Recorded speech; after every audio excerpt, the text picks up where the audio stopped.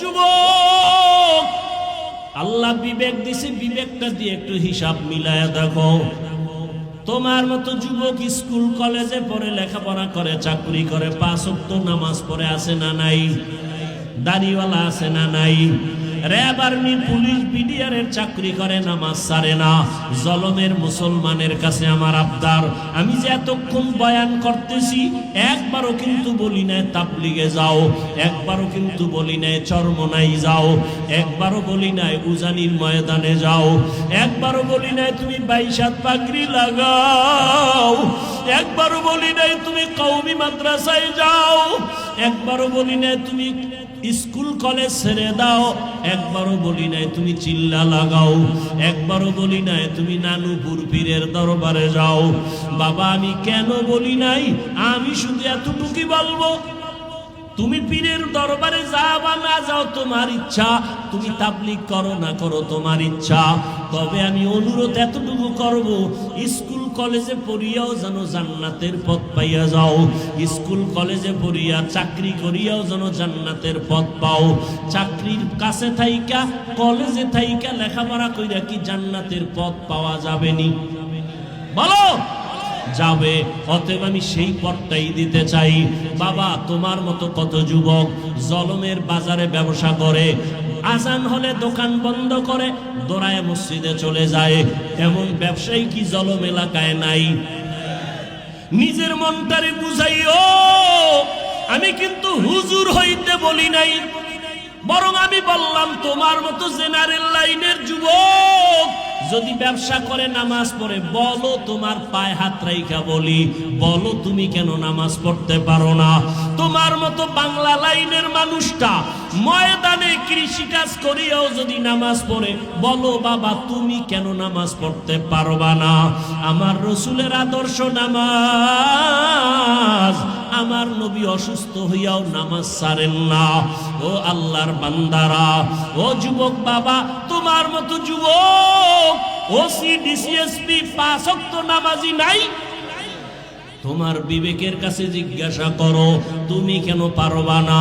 তোমার মতো সন্তান বাংলা লাইনে থাকিয়া রাস্তায় গাড়ি চালায়, ড্রাইভারি করে, নামাজ ছাড়ে না, বলো তুমি কেন নামাজ পারো না পড়তে? ও আল্লাহর বান্দারা, এখনো সময় আছে, তওবার দরজা খোলা। মনের চাহিদা মিটাইয়া, মনের শখ মিটাইয়া, নফসের ধোকায় পড়িয়া গুনাহ করতে করতে তো জীবনের শেষ প্রান্তে চলে আসছো। বাঁচার কিন্তু কোনো হায়াত নাই, গ্যারান্টি নাই। বড়রা আগে মরবে, ছোটরা পরে মরবো তাও বলা যাবে না। জুয়ানেরা পরে মরবে, বুড়ারা আগে মরে যাবে তাও বলা যাবে না। মা বাবা আগে মরে যাবে, সন্তানেরা পরে মরবে তাও বলা যাবে না। কত জায়গায় তাকাইয়া দেখো, ছোট ভাই কবরে চলে গেছে, বড় ভাই এখনো বেঁচে আছে, আছে না নাই? কত বুড়ারা এখনো আছে সুস্থ, কিন্তু যুবক মানুষ অসুস্থ।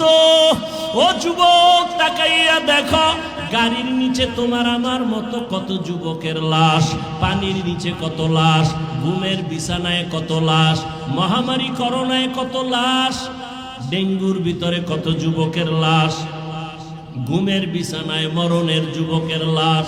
কয়দিন আর বাঁচবারে বাবা? মনের শখ মিটাইয়া গুনাহ তো কম করো নাই। মনে চাইছে নামাজ পড়বা না, কতবার নামাজ ছাড়লা। মনে চাইছে দাড়ি রাখবা না, রাখো নাই।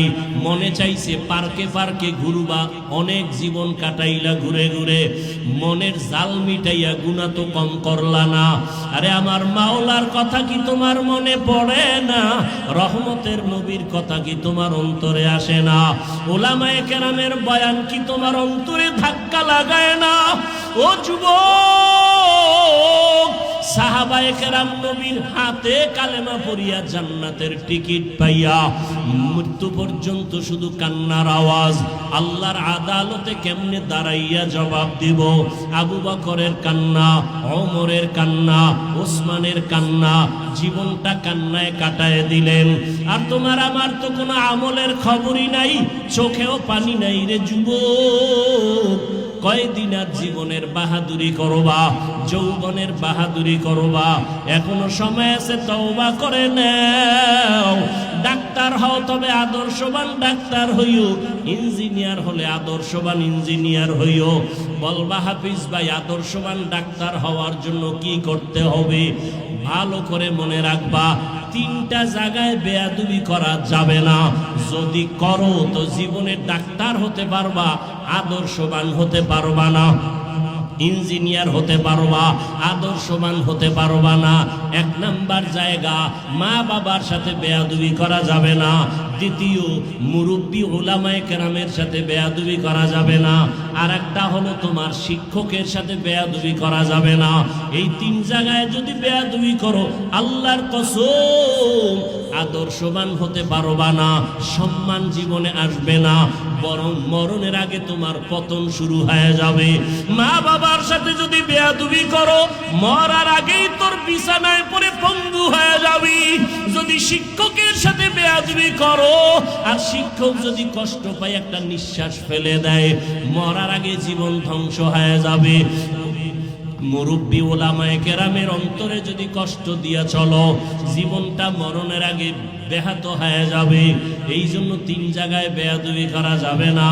ও পর্দার আড়ালের আম্মা জানেরা, বোনেরা, আপনার মতো কত মা কত বোন এই এলাকায় এখনো আছে, নামাজ ছাড়ে না, বেপর্দায় চলে না, সন্তানটাকে আদর্শওয়ালা বানানোর চেষ্টা করে, স্বামীর মাল হেফাজত করে, খেয়ানত করে না, মোবাইলে সময় নষ্ট করে না।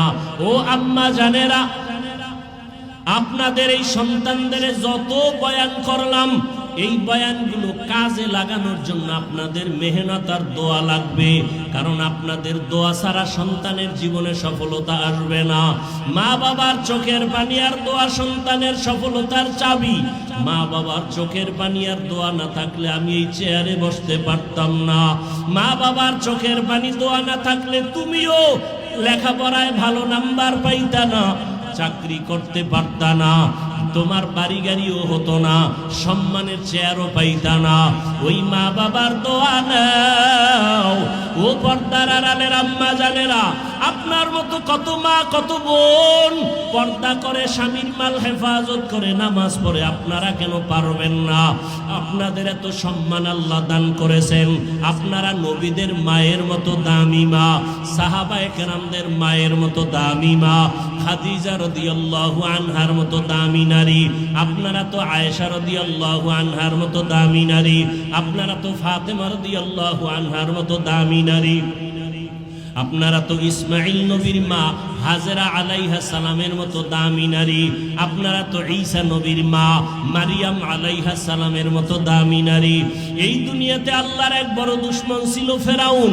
জানেননি তার স্ত্রীর নাম কি? আসিয়া। এত বড় বেঈমান ফেরাউনের স্ত্রী আসিয়া, কি আল্লাহকে এতটা আপন করে নিলেন। ফেরাউন এত বড় বেঈমান, অথচ তার ঘরে থেকে আসিয়া আল্লাহকে মোহাব্বতের বন্ধনে নিয়া এমন দামি হয়ে গেলেন। রহমতের নবী বলেন, কিয়ামতের ময়দানে জান্নাতে আসিয়ার সাথে আমি মুহাম্মদের সাথে বিবাহ হয়ে যাবে। ও পর্দার আড়ালের আম্মা জান, এখনো সময় আছে, তওবা করে নেন। দুনিয়াটা কিছুই না। ওই সন্তানটাকে আদর্শওয়ালা মানুষ বানায় যান। ডাক্তার হবে আদর্শওয়ালা, কোরআন পড়নেওয়ালা, নামাজি যখন হবে, ডাক্তারি করবে, নামাজ ছাড়বে না, মা বাবার জন্য দোয়া করতে ভুলবে না। ও পর্দার আড়ালের আম্মা জানেরা, এখনো সময় আছে, তওবা করেন। ও বৃদ্ধ বাবাজিরা, সময় আছে, তওবা করে নেন। আপনার মতো কত বুড়ারা মসজিদে গিয়া নামাজ আদায় করে, আপনারা কেন পারবেন না? জীবনে যত নামাজ ছাড়িয়ে দিলেন, বেপরদায় চললেন, আমার আল্লাহ এখনো তওবার দরজা দিয়া ডাকতেছেন। ও আল্লাহর বান্দারা, আজকে আল্লাহর দেওয়া নিয়ামত, পানি, বাতাস, সূর্যের আলো, চাঁদের আলো, সব আল্লাহর দেওয়া নিয়ামত খাইয়া আল্লাহর সাথে নাফরমানি করেন।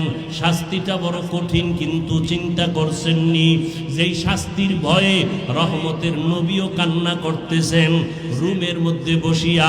আম্মা জান আয়েশা রাদিয়াল্লাহু আনহা রহমতের নবীর কান্না দেখে বলেন, ইয়া রাসূলুল্লাহ, আপনি আমার রুমে বসে কান্না করেন কেন? আমি আয়েশার কোনো বেয়াদবির কারণে নাকি? নবী বলেন, না আয়েশা, তোমার কোনো বেয়াদবি না। নবী বলেন, তো আম্মাজান বলেন, কাদার কারণ কি? রহমতের নবী বলেন, ও আয়েশা, আমার উম্মতের নিয়ে চিন্তা করি, হাসরের ময়দানে আমার উম্মতের উপায় কি হবে? কিয়ামতের ময়দান বড় ভয়ঙ্কর হবে। আম্মাজান বলেন, নবী কেমন ভয়ঙ্কর? ও জনমের মুসলমান বাবারা, পর্দার আড়ালের মা বোনেরা, রহমতের নবী বলেন, ও আয়েশা, হাসরের ময়দানে মানুষগুলো সব উলঙ্গ দাঁড়াবে, নারীরাও উলঙ্গ, পুরুষেরাও উলঙ্গ দাঁড়াবে, সূর্যটা মাথার উপরে চলে আসবে।